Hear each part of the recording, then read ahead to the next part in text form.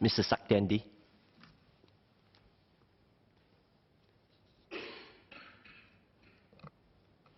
Mr. Deputy Speaker, sir, before I start in Malay, let me declare my interest as the Honorary Advisor to the Singapore Malay Chamber of Commerce.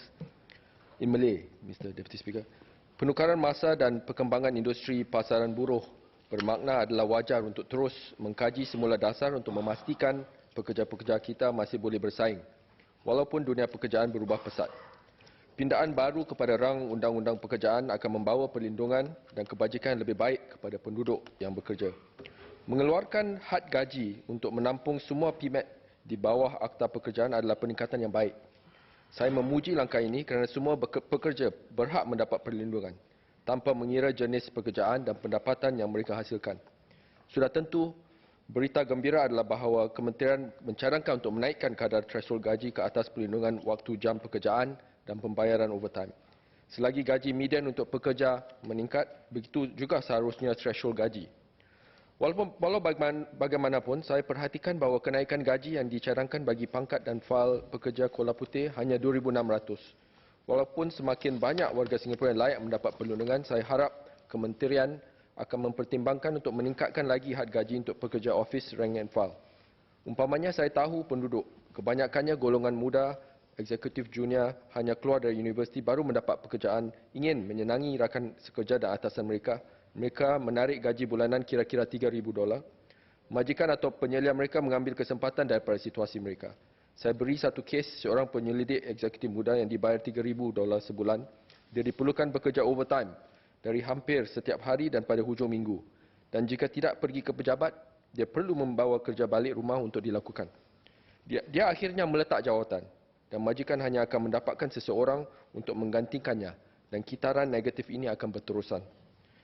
Kes sedemikian membuat saya sangat prihatin dengan majikan yang membayar kaki tangan junior mereka sedikit lebih tinggi dari had gaji dalam Akta Pekerjaan. Bahkan memberi mereka gelaran eksekutif atau pengurusan kosong di mana mereka tidak mempunyai fungsi eksekutif atau pengawasan. Sehingga mereka dapat bekerja secara sah pekerja mereka tanpa membayar mereka gaji overtime atau waktu lebih. Kemudian terdapat beberapa kerjaya seperti pengauditan dan perakawanan yang memerlukan lebih banyak masa bekerja untuk membantu pelanggan memenuhi jadual. Ini tidak dapat dielakkan. Saya fikir tidak kira berapa mereka dibayar jika mereka dikehendaki untuk bekerja lebih daripada 10 jam untuk sehari. Mungkin Akta Pekerjaan hendaklah membuatnya wajib untuk mereka diberi pampasan time off agar pekerja boleh berehat. Di samping itu, dengan lebih banyak pekerja gig di pasaran buruh tempatan, saya ingin bertanya kepada Puan Menteri bagaimanakah mereka dilindungi di bawah peningkatan akta. Selain itu, penetapan dasar dan bilangan jam waktu bekerja atau working hours juga boleh merumitkan perkara untuk syarikat atau firma yang mengamalkan jam kerja yang fleksibel dan membolehkan pekerja bekerja dari secara remote atau dari rumah. Dengan kebetulan, gaya kerja ini juga disukai oleh para milenium serta pekerja gig. Jadi mungkin lebih banyak syarikat dan firma dan individu akan merasa penukaran akta ini ada kesannya. Saya mempunyai peluang untuk bercakap dengan beberapa pemilik perniagaan baru-baru ini dalam perbincangan secara berkumpulan di Dewan Perniagaan dan Industri Singapura SMCCI Singapura. Seorang pengasas sebuah syarikat software dan reka bentuk berkongsi bahawa beberapa pekerjanya memilih untuk bekerja dari rumah dan dia prihatin bahawa pergerakan mereka perlu didokumentasikan dengan teliti yang boleh menyebabkan beban pentadbiran tambahan. Di samping itu, jika tidak ada penyelesaian yang mencukupi untuk mengkaji semula waktu kerja pekerja, sesetengah pekerja mungkin mengambil kesempatan daripada keadaan dan melaporkan waktu kerja yang lebih lama dan meminta overtime pay dan firma perlu membayar mereka. Saya percaya dasar-dasar yang lebih jelas diperlukan apabila kami menggalakkan lebih banyak majikan menggalakkan peraturan flexi work. Seorang lagi pemilik perniagaan juga berkongsi harapannya agar lebih fleksibiliti diberi untuk cuti mandatori. Dia secara peribadi menjalankan fleksibiliti dan keadilan dan bahkan membolehkan pekerja mengambil lebih banyak cuti daripada apa yang tertera di dalam kontrak mereka apabila ia diperlukan dan jika ia boleh diambil. Namun, dia mempunyai beberapa pekerja yang tidak mengambil atau menghabiskan cuti mereka. Tetapi dia harus meminta mereka untuk menghabiskan cuti walaupun dia mendapat manfaat daripada produktiviti tambahan kerana dia takut bahawa dia akan menghadapi penalti di dalam akta ini. Saya harap kementerian juga akan mempertimbangkan kebimbangan majikan sedemikian. In English, Deputy Speaker, as I mentioned earlier, increase in administrative duties is one problem for companies that offer flexible working hours and remote working. Another employer I spoke to was concerned about the new policy which allows any medical practitioner to certify an employee for sick or hospitalization leave. Rather than current approach of restricting certification to a practitioner appointed by the employer, he was concerned that other clinics, particularly private clinics, are more liberal with MCs compared to the polyclinics and government hospitals, whose MCs are only certifications his company accepts. So for SMEs like his, even a loss of 1 day's worth of productivity poses a significant problem. Moreover, his company subsidizes employees' medical fees. So if the employer chooses to see a more expensive private medical practitioner, this also potentially leads to increased costs. An increasingly challenging economic landscape already makes it difficult for businesses to stay profitable, especially the SMEs. So we do not want to create a situation where businesses think it is more worthwhile to employ foreigners who may be satisfied with lower wages over Singaporeans. We need more to help them be more productive and profitable, so they do not have to resort to squeezing their employees. There are many types of grants in place. Questions I have in mind are businesses coming forward to use them? If not, why not? Can we take more proactive measures to motivate and help them to do so? Moving on to disputes and dismissals, I think it is a wise move to designate the Employment Claims Tribunal as a one-stop service for all employment-related disputes. Hopefully, this will shorten the amount of time for the aggrieved employee to seek help.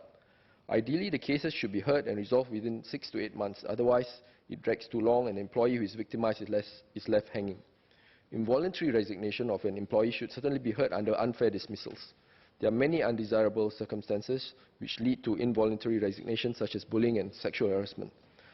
However, I hope that the tribunal will be fair and objective to both sides and investigate each case thoroughly. Though less common, sometimes it is the employee who tries to take advantage of the employer. I note that employers are now required to obtain the written consent of the employees should they want to make any deductions from their salary for certain services, such as accommodation or amenities. Written consent may also be withdrawn without penalty in some scenarios by the employee in written notice before the deduction is made. But what about situations where the employee has clearly abused the company's travel policies, for example, to splurge on services for personal enjoyment? Who can they seek redress from as an employer? With all the increased functions, the tribunal now plays a pivotal role in ensuring workplace fairness and protecting the rights of employees. What efforts will be made to ensure that the tribunal is staffed with adequate manpower and resources to address all the disputes in a timely manner? What kind of training will the mediators and investigating officers receive? Moreover, errant employers should receive heavier penalties, especially if it is not their first time facing a dispute. Another concern I have is the language that is used for the communication. Some complainants, especially those who are older, may find that they are more comfortable explaining their predicament in their mother tongue. Perhaps they may not even be literate in English. I note that documents submitted to file a claim must be in the English language. Otherwise, a certified translation of the document must be provided. Will the assistance be, one question I may ask the Minister will be, will assistance be available for those who are less proficient in English? While we are on the subject of employee rights, I want to take this opportunity to ask for more to be done against workplace and employment discrimination. TAFEP has done a good job thus far in guiding companies to create an inclusive workplace, but I hope it can be given more powers to penalize discriminatory employers through more severe penalties. There is no room for discrimination in Singapore, and our employment policies must reflect them. Otherwise, our minority and vulnerable Singaporeans will have to compromise by settling for fewer choices of employers, and this sort of situation can lead to undesirable or even dangerous outcomes in the future. So I hope there will eventually become a time when we can do away with the listing of TAFEP accredited companies, as all or most companies would have adopted an inclusive work culture. The general consensus from the ground, I feel, is that employees are generally happy with the proposed changes, but they are concerned about how effective these new measures will be. Employees, on the other hand, hope for more flexibility, and there is also confusion regarding the full range of changes in the bill. For example, although there is an Employment of Foreign Manpower Act, some employers I met are wondering whether the changes would only cover local employees, or if they would be extended to foreign employees holding similar designations and salaries. They are worried about how the changes will affect their business costs and productivity. Some of the business owners did not know about the amendment bill coming up and as a large number of them are in their F&B, food and beverage and retail segments with high labour inputs, they feel that they could be significantly affected. So to assure employers and keep them well informed of the necessary facts, I urged MOM and Minister to reach out and engage them proactively. In conclusion, nurturing a fair and inclusive work culture is challenging, and certainly it will take time and patience. There is no one-size-fits-all solution. Ignorance and lack of resources could give rise to unintentional discrimination and unreasonable employment practices. This can fortunately be corrected gradually through education, assistance and mediation by organizations like TAFEP. However, when employees are deliberately depriving employees and potential employees of their basic rights, it is time to take a more heavy-handed approach. On the other hand, we also have to be careful not to penalize the good employers who have genuine difficulties in meeting all the requirements.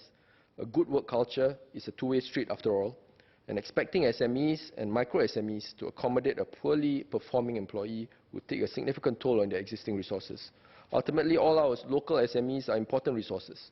We have to do more to engage them, understand their concerns, and help them out so that they can do well and continue to provide good jobs and good working environment to Singaporeans. Sir, I support the motion.